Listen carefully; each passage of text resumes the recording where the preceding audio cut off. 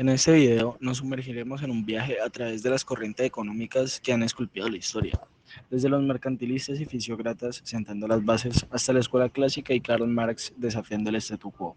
Emergeremos en la era de los marginalistas y Keynes, marcando cambios cruciales en la visión económica. Atravesamos crisis históricas, desde el colapso del 29 hasta las tensiones petroleras, dando paso a nuevas perspectivas como la economía del bienestar y la escuela de Chicago. Esa línea del tiempo es un relato compacto de la evolución constante de la teoría económica, una historia que sigue escribiéndose. La escuela mercantilista surgió entre el feudalismo y el boom de dejar hacer, dejar pasar, entre 1500 y 1776, cuando el comercio al interior de los países florecía y se expandía la utilización del dinero. Esto, unido al boom del oro y de la plata proveniente de las Américas, le dieron una nueva concepción a los comerciantes: dignidad e importancia. Entre los autores más destacados de esta escuela podemos encontrar a Thomas More, el cual decía que para incrementar la riqueza debía venderse más a los extranjeros de lo que se les compra, estando a favor del comercio multilateral más que bilateral. También tenemos a Gerald, el cual defendió a los comerciantes, promovió regulaciones de bienes por parte del gobierno para aumentar la calidad de los bienes y estipuló que el aumento del dinero en un país aumentaría los precios y estimularía los negocios. Charles defendía que la riqueza no estaba en el comercio, sino en lo que se produce, estando a favor de un comercio multilateral entre iguales y bilaterales con colonias. James B. Goldberg afirmaba que había 4 profesiones útiles para grandes propósitos: agricultura, comercio, guerras en mar y el tierra. También estaba a favor de una población numerosa, arduamente trabajadora y mal pagada. No había un rango de edad mínimo para trabajar, por ende el Estado debía impulsar la mano de obra infantil. Esta escuela defendía la intervención del Estado para proteger las rutas de comercio, el control de las colonias y los monopolios. Además, en cuanto a los salarios, estos debían de ser bajos para evitar el ocio, y existía el corbe, que eran 15 días no remunerados de trabajo para el Estado a cambio del derecho a cultivar, tierra y protección. En el siglo XVIII, en el contexto intelectual europeo, nació una corriente de pensamiento económico conocida como fisiocracia, en la que destacaron figuras como Turgot y François Quesnay. En contraposición al dominante mercantilismo, los fisiócratas abrazaron la idea de las leyes naturales que regían la economía. Uno de sus pilares era la centralidad de la agricultura. Según los fisiócratas, la tierra era la única fuente real de riqueza y la producción agrícola generaba un excedente neto que impulsaba el crecimiento económico. Esta perspectiva llevó a la crítica de las políticas mercantilistas, que favorecían a la acumulación de metales preciosos. Turgot, con su visión de la agricultura como la fuente primaria de riqueza, abogó por la abolición de restricciones comerciales y la liberación de las fuerzas del mercado. Quesnay, por su parte, contribuyó con el concepto del tablero económico, explicando en él la interdependencia de las actividades económicas. Ambos autores influyeron en el desarrollo del laissez-faire, promoviendo la idea de una mínima intervención gubernamental en asuntos económicos, además de señalar la importancia de la producción agrícola en el impulso de otras industrias. Estos aportes dejaron una marca en el pensamiento económico, contribuyendo así al posterior surgimiento del liberalismo económico. La escuela clásica. La escuela clásica se dio en el contexto histórico de la revolución industrial y científica. Los principios de la escuela clásica son: toda la mercancía se mueve en mercados perfectamente competitivos, las economías funcionan en pleno empleo y la participación del gobierno debía ser mínima. La fuente de riqueza para la escuela clásica no se daba por la acumulación de dinero, sino por la capacidad para producir bienes y servicios. El Estado para la escuela clásica era ineficiente, corrupto y otorgador de privilegios de monopolios. Además de eso, el trabajo para la escuela clásica dependía de la generación del valor derivado del mismo. Es por eso que se dan dos clases de trabajo: el trabajo productivo y el improductivo. Además de eso, la teoría del valor para la escuela clásica se dio dividiendo conceptos, por ejemplo, en como el valor de uso y el valor de intercambio, Además de eso, los salarios para la escuela clásica se daban en dos situaciones, donde los salarios al menos tenían que cumplir el índice mínimo de salario, que es aquel que le permite al trabajador y a su familia sobrevivir y perpetuar la oferta de trabajo. Y por otro lado están los salarios altos, que es aquellos que se dan cuando hay crecimiento económico y aumentan la salud y la fortaleza, mejorando la calidad de vida. Además de eso, en la escuela clásica existieron numerosos autores importantes que ayudaron a formar una teoría económica fuerte, donde entre los más destacables estuvieron Adam Smith y David Ricardo. Adam Smith, por ejemplo, propuso el concepto de mano invisible, el cual afirma que los individuos, al trabajar únicamente por obtener su propio bien, ayudan al bien común. Y bien, por otro lado, David Ricardo propuso conceptos como la teoría del costo de trabajo, el cual afirma que el valor de los bienes y servicios producidos está determinado por el costo del trabajo necesario para producirlos. A principios del siglo XIX, la obra del filósofo alemán Friedrich Hegel dejó una profunda huella en el pensamiento. Su idealismo dialéctico, destacando la evolución de las ideas mediante la lucha constante por el cambio, sentó las bases para desarrollos filosóficos futuros. La dialéctica triádica de Hegel, conocida como tesis, antítesis, síntesis, fue esencial.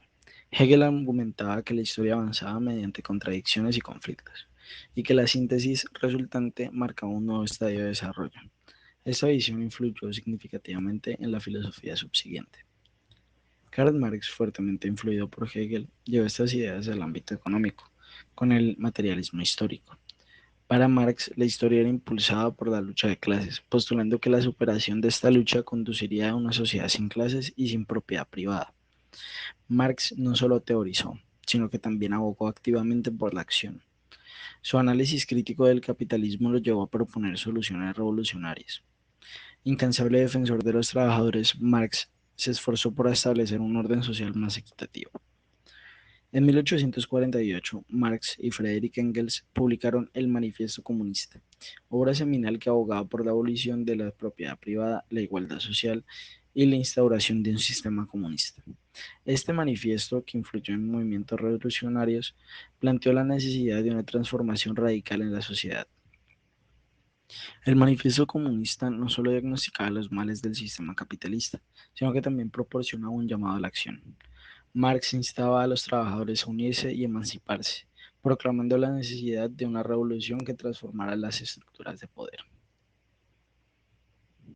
Hegel y Marx, en su diálogo filosófico, sentaron las bases para el comunismo. La dialéctica de Hegel influyó en la estructura del pensamiento marxista que transformó la historia y generó sistemas políticos significativos. El legado de Marx persiste en el pensamiento crítico contemporáneo, recordándonos la importancia de entender y transformar las condiciones económicas y sociales. La escuela marginalista nació a finales del siglo XIX y a principios del siglo XX. Esta representó un cambio en la teoría económica, y es que, en contraposición a las concepciones de los clásicos, los marginalistas se enfocaron en analizar las decisiones individuales y las fuerzas del mercado desde una perspectiva microeconómica, introduciendo conceptos fundamentales que transformaron la disciplina. Jevons, Karl Menger y von Wieser fueron figuras clave de esta escuela. Jevons, por un lado, destacó la utilidad marginal, proponiendo que el valor de un bien se basa en la utilidad adicional que aporta a un individuo. Menger desarrolló la teoría del valor basada en la utilidad marginal, centrada en las preferencias y decisiones individuales, mientras que von Wieser, por su parte, profundizó en la relación entre el tiempo y el valor de los bienes, añadiendo nuevas dimensiones a la teoría del valor, además de profundizar en el concepto de costo de oportunidad. La escuela marginalista revolucionó la teoría económica al rechazar el enfoque de la época y al introducir el análisis marginal. Su énfasis en la utilidad marginal, la toma de decisiones individuales, el análisis microeconómico y el equilibrio general transformó la comprensión del valor, la formación de precios y la dinámica del mercado. La crisis de 1929, también conocida como la Gran Depresión, fue un periodo de profunda recesión, caracterizado por la contracción económica, el desempleo masivo y la disminución de la actividad industrial en gran parte del mundo. Entre sus principales causas están que en la década de 1920 se experimentó una excesiva especulación en el mercado de valores, creando una burbuja financiera que eventualmente estalló. Había sobreproducción e insuficiente demanda, además de la falta de regulación financiera. Todo esto contribuyó al colapso del mercado. El día 29 de octubre de 1929, también conocido como Martes Negro, el colapso del mercado de valores de Nueva York marcó el inicio de la Gran Depresión, con una caída drástica de los precios de las acciones y la pérdida masiva de riqueza. Entre las consecuencias más significativas de esta crisis está el desempleo masivo, el cierre de empresas y quiebras, pobreza generalizada, contracción del comercio internacional, tensiones sociales y políticas. La Gran Depresión tuvo un impacto profundo y duradero, dando lugar a reformas económicas y financieras para prevenir crisis similares en el futuro. Además, influyó en la creación de políticas de bienestar social y regulaciones gubernamentales destinadas a estabilizar las economías. La crisis inmobiliaria del 2008. La crisis inmobiliaria del 2008 fue una crisis económica global que tuvo un impacto significativo en todo el mundo. Esta se dio gracias a la explosión de la burbuja inmobiliaria de los Estados Unidos, la cual se dio debido a que desde los años 90 con la administración de Bill Clinton se empezaron a dar muchas hipotecas a muchas personas con un antecedente financiero pésimo. Es por esta razón que todas las personas, los cuales eran demasiadas, que empezaron a adquirir hipotecas, con el tiempo dejaron de pagarlas. Pero los bancos no se veían afectados, ya que como los precios de las viviendas siempre subían, ya que muchas personas la adquirían, los bancos simplemente vendían la casa, la vivienda, a un precio mayor al que fue hipotecada. Y esto lo hicieron hasta que llegó un punto en que el precio de la vivienda dejó de subir y cayó súbitamente, dejando así a muchos bancos con un montón de hipotecas que no les iban a pagar en quiebra, y también empresas, y también a muchas personas endeudadas hasta el cuello sin poder hacer nada para pagar sus hipotecas o adquirir una vivienda. Por esta razón que Estados Unidos entró en una recesión económica, la cual generó que dejara de comprarle a países extranjeros, afectando las exportaciones de muchos países en el mundo, y también los despidos masivos y los problemas que tuvieron los bancos y empresas por esta burbuja inmobiliaria afectaron también a muchos países, ya que trabajaban internacionalmente. Las consecuencias de esta crisis inmobiliaria fue una desconfianza en el mercado financiero y también en cómo los estados y las empresas estaban manejando su economía y sus recursos. Además de esto, esta crisis fue un sacudón mundial para ver qué países realmente estaban haciendo buenas prácticas financieras y fiscales. Además de que esta trajo muchas recesiones económicas como en Grecia y un aumento en el desempleo. Tras la Segunda Guerra Mundial, el auge del consumo de petróleo marcó el inicio de una nueva era de desarrollo industrial. En 1960, la formación de la OPEP, Organización de Países Exportadores de Petróleo, consolidó la influencia de los países petroleros. Sin embargo, este crecimiento exponencial se convertiría en el preludio de una crisis sin precedentes. En 1973, el mundo se estremeció con el embargo petrolero de la OPEP en respuesta al conflicto del Yom Kippur. Las consecuencias económicas fueron inmediatas y devastadoras: una escasez de petróleo global y un aumento abrupto en los precios. Este choque afectó a las naciones industrializadas, generando recesiones, inflación y desequilibrios económicos. 6 años después, la revolución iraní de 1979 intensificó aún más la crisis. La producción de petróleo en Irán se redujo significativamente, exacerbando la inestabilidad en el mercado. Los precios del petróleo volvieron a dispararse, afectando las economías globales y resaltando la vulnerabilidad de la dependencia exclusiva de esta fuente de energía. Las repercusiones económicas de la crisis del petróleo resonaron durante décadas. La vulnerabilidad a los shocks petroleros llevó a una reevaluación de las políticas energéticas y una búsqueda de alternativas. Este episodio dejó una huella indeleble en la conciencia económica global, impulsando la diversificación de fuentes de energía y marcando una nueva era en la historia económica moderna. En la década de 1930, durante la devastadora Gran Depresión, John Maynard Keynes presentó una revolucionaria perspectiva económica en su obra Teoría General del Empleo, el Interés y el Dinero. Keynes desafió las ideas económicas prevalecientes al proponer que las crisis económicas no se resolverían por sí mismas y que la intervención del Estado era esencial. La clave de las ideas de Keynes fue su llamada a la intervención estatal. En lugar de confiar en la autorregulación del mercado, Keynes argumentaba que en momentos de recesión el gobierno debía jugar un papel activo. Recomendaba el estímulo económico a través del gasto público para impulsar la demanda, reducir el desempleo y revitalizar la economía. El impacto de Keynes no se limitó a sus teorías. En la conferencia de Bretton Woods en 1944 participó activamente en el diseño del nuevo orden económico mundial. Después de la Segunda Guerra Mundial, su visión influyó en la creación de instituciones como el FMI y el Banco Mundial, destinadas a fomentar la estabilidad financiera y el desarrollo económico global. Las ideas de Keynes dieron origen al keynesianismo, una escuela de pensamiento que transformó la política económica.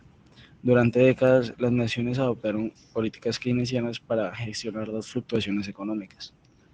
Aunque el keynesianismo ha evolucionado y ha sido objeto de debates, el enfoque de Keynes en la intervención estatal ha dejado un legado duradero, recordándonos la importancia de la adaptación y la acción gubernamental en la economía moderna. La Escuela de Chicago es una corriente de pensamiento económico y social asociada con un grupo de académicos y economistas que trabajaron en la Universidad de Chicago durante la primera mitad del siglo XX.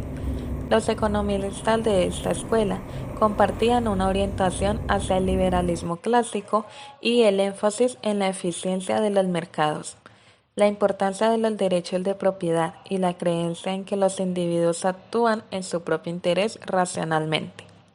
Entre los economistas de esta escuela encontramos a Milton Friedman, Robert Lucas y Gary Becker.